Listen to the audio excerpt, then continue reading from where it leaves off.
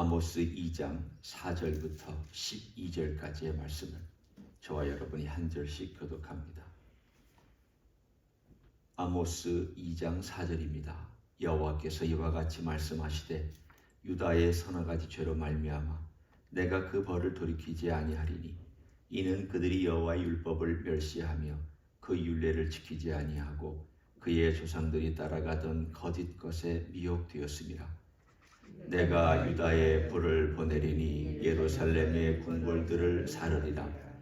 여호와께서 이와 같이 말씀하시되 이스라엘의 서너 가지 죄로 말미암아 내가 그 벌을 돌이키지 아니하리니 이는 그들이 은을 받고 의인을 팔며 신 한 컬레를 받고 가난한 자를 팔며 힘없는 자의 머리를 티끌먼지 속에 발로 밟고 연약한 자의 길을 굽게 하며 아버지와 아들이 한 젊은 여인에게 다녀서 내 거룩한 이름을 더럽히며 모든 제단 옆에서 전당 잡은 옷 위에 누우며 그들의 신전에서 벌금으로 얻은 포도주를 마심이니라.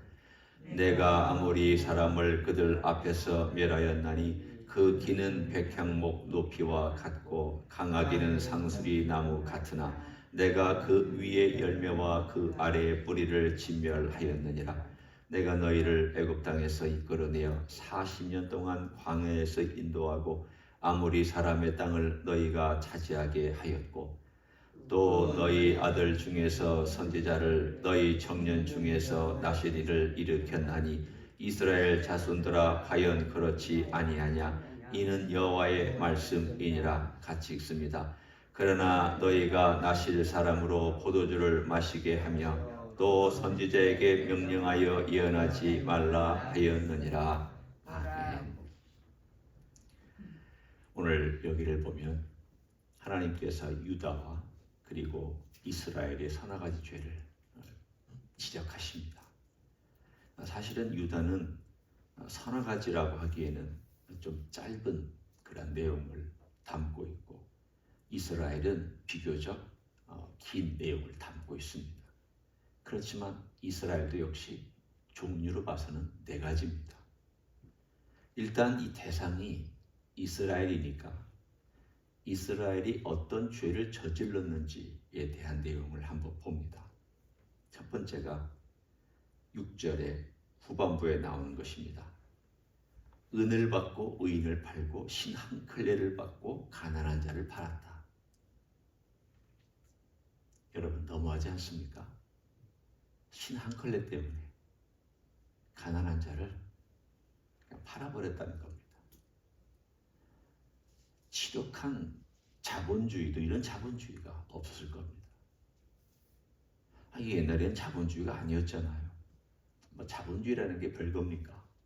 자기 소유를 늘리고 자기의 소유를 극대화하기 위해서 다른 사람이 피를 보듯 다른 사람을 이용하든 상관하지 않고 자기의 재산을 축적하는 것. 자본주의의 본질은 아니라 할지라도 자본주의의 나쁜 점입니다. 오늘 그것이 이스라엘 사회에 그대로 있었습니다.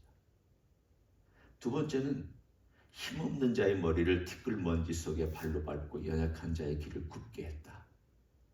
권력을 의미하고 혹은 폭력을 의미합니다. 첫 번째는 경제적인 면이고요. 두 번째는 권력의 면, 정치적인 면을 얘기합니다. 하나 예를 들어서 너희들이 경제생활은 이렇게 했다. 너희들의 정치생활은 이렇게 했다. 예를 들어 주십니다. 세 번째는 아버지와 아들이 한 젊은 여인에게 다녀서 내 거룩한 이름을 더럽혔다. 성적인 타락을 예를 들었습니다. 성적인 타락이 이것만 있었겠습니까? 하지만 이런 극단적인 예를 들어서 하나님께서 너희가 이것도 했다 이것도 했다 알려주십니다. 네 번째는 8절에 모든 제단 곁에서 전당 잡은 옷 위에 누우며 그들의 신전에서 벌금으로 얻은 포도주를 마심이니라. 우상 숭배와 영적인 타락에 대해서 하나님께서 이렇게 예를 드셨습니다. 거꾸로 보면 영적인 타락, 성적인 타락, 그리고 정치적인 타락, 경제적인 타락. 이스라엘은 지금 빠져나갈 구멍이 없습니다. 전반적인 사회가 다 타락했고 전반적인 사회가 다 무너졌고 전반적인 사회 질서나 관계가 다 무너져 있습니다. 그러니 하나님께서 그 나라를 보시면서 아마 이렇게 말씀하실 수 있습니다. 이건 제 생각입니다. 내가 손 한 대도 무너진다. 사실은 하나님께서 질서를 세워놓으셨고 질서를 정해놓으셨는데 사회가 이렇게 기초부터 흔들리면 하나님께서 손 한 대도 무너질 수도 있는 그러한 썩은 사회였습니다. 그런데 왜 하나님께서 직접 손을 대십니까? 하나님 백성이기 때문에 손을 대십니다. 내 백성이기 때문에 내가 너희들이 정신을 차리고 내게로 돌아오고 너희들이 어디서 나를 떠났는지를 내가 알려준다. 하나님께서 왜 자꾸 이런 말씀을 하시느냐? 네 떠난 대로 생각해라. 네가 어디서 나를 버렸는지를 생각해라. 너와 나와의 관계가 어디서 깨졌는지를 생각해라. 그렇잖아요. 우리 그리스도인들이 그렇잖아요. 그리스도인들은 이걸 보면서 되게 나쁜 놈들이다. 되게 악한 존재들이다. 어떻게 가난한 자를 신발 한 켤레 받고 그렇게 하느냐. 우리는 그렇게 하지 않는다. 이렇게 생각할 수 있습니다. 네. 일단 겉으로 보면 이들하고는 다르게 우리가 살고 있다고 말할 수 있지만 문제는 이것입니다. 그 서너 가지 가운데 내가 정말 예수 그리스도를 사랑하고 예수님의 제자라고 하면서 나는 어떨까? 만일 주님께서 너의 서너 가지 죄악을 좀 생각해 봐라 라고 말씀하시면 뭘까? 자, 우리가 한번 우리 주님의 제자이기 때문에 우리는 다 주님의 제자라고 다 얘기를 하잖아요. 우리 주님의 제자입니다. 왜냐하면 주님을 따르는 사람들이니까. 따르는 사람은 당연히 주님의 제자죠. 뭐 그리스도인 다르고 제자 다른 거 아니잖아요. 누구는 그걸 구분하는 사람이 있습니다. 그리스도인은 넓은데 그 중에 주님을 따르는 사람은 제자다. 이건 말장난입니다. 그리스도인이면 그리스도의 제자죠. 아니 그분의 가르침을 따르는 게 제자고 그분의 가르침을 따라가는 사람이 그리스도인이지 그리스도인이 가르침을 따르지도 않으면서 그리스도인이다. 이건 우리가 하는 말이지 성경이 하는 말은 결코 될 수 없습니다. 그러면 자 오늘 하루 우리가 어제를 한번 예를 들어보고요. 어제를 한번 예를 들어보면 오늘 하루도 우리가 이제 살아갈 거니까 어제 하루를 우리가 예를 들어봅니다. 그럼 나는 주님의 제자로서 어떻게 살았을까? 주님의 말씀에 비추어서 주님의 제자가 뭔가를 한번 생각해 봅니다. 누가복음 9장 23절에 보면 너희가 나를 따르려거든 너 자신을 부인하고 네 십자가를 지고 나를 따를 것이니라 라고 말씀했습니다. 그게 제자의 개념입니다. 그러면 우리는 생각할 때 내가 나를 부인했나 내 십자가를 쳤나 여러분 여기서 내 십자가를 친 거를 내가 오늘 하루도 살아야 될 삶의 무거운 십자가 그거 십자가 아닙니다. 내가 목사로서 짊어져야 될 목사로서의 사명 그 십자가 아닙니다. 내가 뭐 누군가를 막 도와주다가 힘쓰고 요해도 받고 힘도 들고 골치 아픈 그것 그 무게 그 십자가 아닙니다. 십자가는 여기서 내가 나에 대해서 죽는 겁니다. 내 성질에 대해서 죽는 겁니다. 너 따르려면 나를 따르려면 너는 너에 대해서 죽는 거 연습해야 된다. 그거 안 하면 너 나 못 따라온다. 그렇지 않아요? 예수님하고 친구 되려면 예수님과 같이 걸어가야 되는데 예수님을 안 닮는 게 너무 많단 말이죠. 제 안에. 어제 하루 살아가면서 내가 예수님을 안 닮는 걸 생각하면 서너 가지밖에 없나요? 서너 가지가 아니잖아요. 너무 많잖아요. 그냥 우리가 서너 가지라고 한 것은 그냥 관용상 그렇게 서너 가지지 정말 주님을 닮지 않은 것을 내가 손가락으로 꼽기 시작한다면 이 손가락으로 부족해서 발가락까지 동원을 해야 되고 발가락도 부족해서 다 동원을 해야 됩니다. 그 정도로 나는 예수님을 안 닮았습니다. 그러면 예수님을 안 닮은 그거를 내가 예수님하고 같이 가려면 어떻게 해야 됩니까? 죽어야죠. 일단 가장 주님과의 관계에서 거침돌이 되는 것들이 죽어야 됩니다. 제가 이 예를 드는 것은 어떤 분에 대한 것이 아니라 목사의 어떤 부분에 대한 것 때문에 제가 예를 듭니다. 제가 일주일에 몇 번 샤또에 있는 테니스장에 가서 테니스를 칩니다. 거기는 62세 이상 이제 시니어들이 보통 치는데 같이 가서 어울려 테니스를 칩니다. 거기 이제 목사 몇 사람이 있습니다. 저를 포함해서. 저는 지금도 일하고 있지만 다 은퇴하신 분들입니다. 그 중에 한 분이 이제 그분 통해서 제가 그 모임에 갔는데 그분 한 분이 운동하시는 분이에요. 목사님이면서 유도 운동을 해서 몸도 좋고 목소리도 괄괄하고 그런 분입니다. 그런데 이분이 그 운동을 하다 보면 안에서부터 성질이 튀어나옵니다. 그러니까 뭐 예를 들면 공이 금에 맞았으면 저쪽에서는 맞았다 그러고 나는 안 맞았다 그러고 충분히 그럴 수 있잖아요. 찰나에 스치고 지나가는 그 공 때문에 많이 싸웁니다. 그러면 다시 하면 되지만 이분 같은 경우는 막 우길 때가 참 많습니다. 저하고 반대편을 먹으면 굉장히 불편하고 또 같은 편을 먹어도 제가 불편합니다. 제가 그 맞았는데요. 그러면 막 자기 편 안 된다고 뭐라 그러고 그런 상황에서 제가 참 힘든데 제가 이분을 보면서 이분 때문에 죄송합니다. 양해하고 들으세요. 내가 좀 잘해야 되는데 나는 목사로서 정말 잘할까?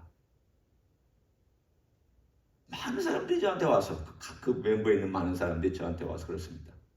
내가 저 목사 때문에 교회 안 간다. 목사가 저러니 교회가 어떻게 되겠냐. 얼마나 많이 들었는지 그냥 저한테 그렇게 들리는 것입니다. 너는 잘해야 된다. 이 말로 계속 들리는 거예요. 저한테. 주님께서도 그런 말씀을 하시는 것 같아요.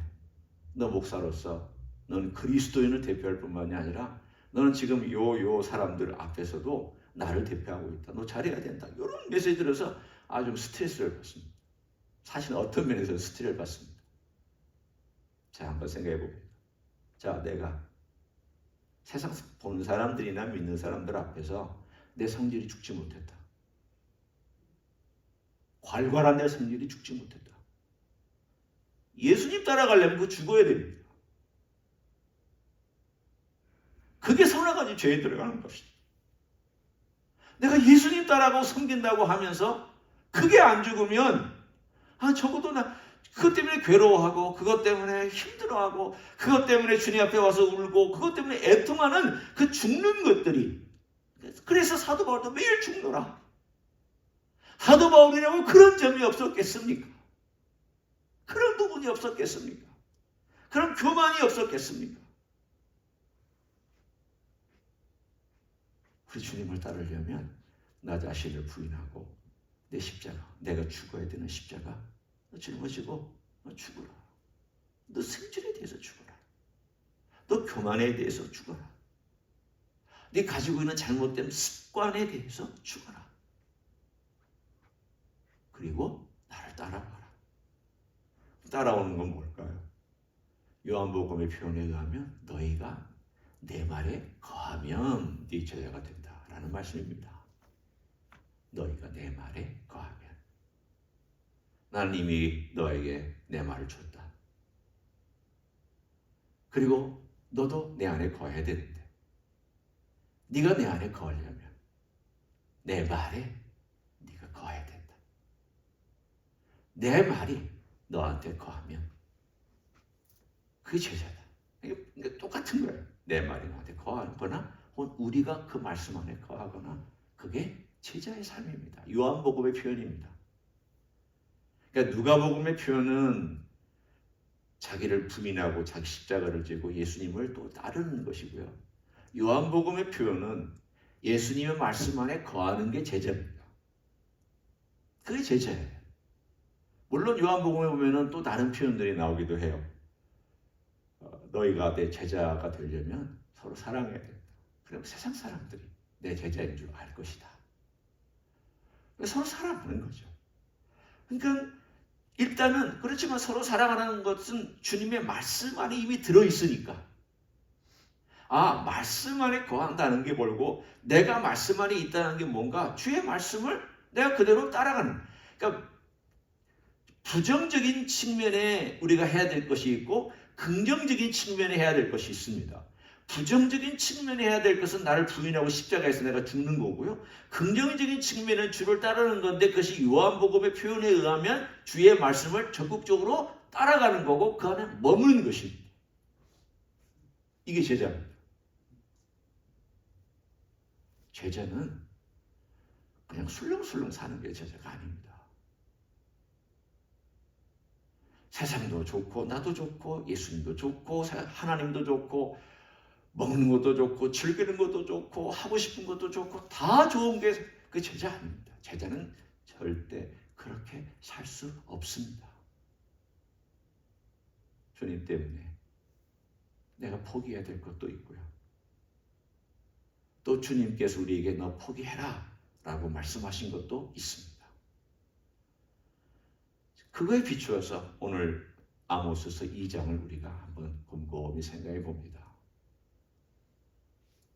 아모스 2장에 있는 이 백성들, 유다 백성이나 유다 백성은 말씀에서 떠났죠. 보면 율법을 떠났다 그랬고요. 그 다음에 이스라엘 백성을 보면은 삶 자체가 하나님하고 전혀 상관이 없는 삶을 살았습니다.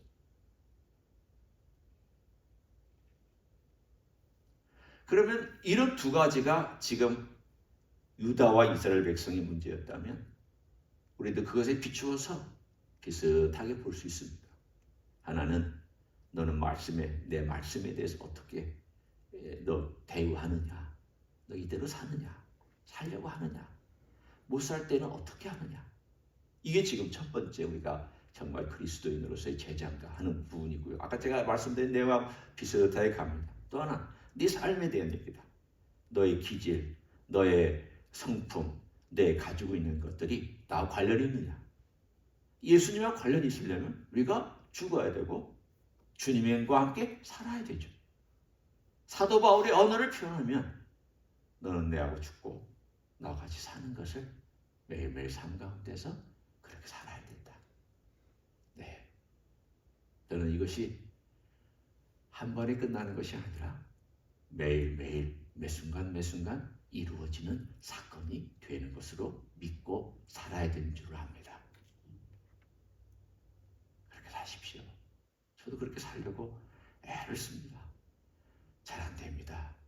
쉽지 않습니다. 그리고 어렵습니다.